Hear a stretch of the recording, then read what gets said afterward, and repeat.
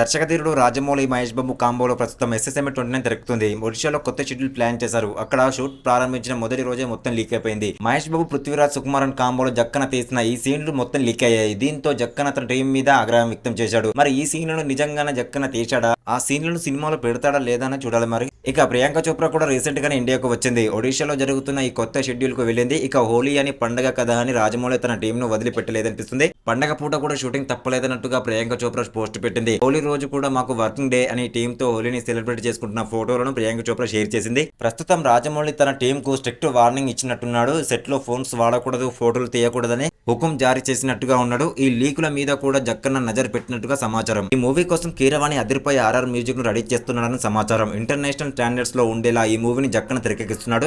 Already Hollywood market కోసం ప్రియాంక చోప్రాని దించాడు. ఇక Hollywood నుంచి ఇతర టెక్నీషియన్లను ఈ మూవీ కోసం రాజమౌళి దించబోతున్నట్లుగా సమాచారం. ఈ మూవీని ప్యాన్ వరల్డ్ గా ప్లాన్ చేశాడన్న సంగతి తెలిసిందే.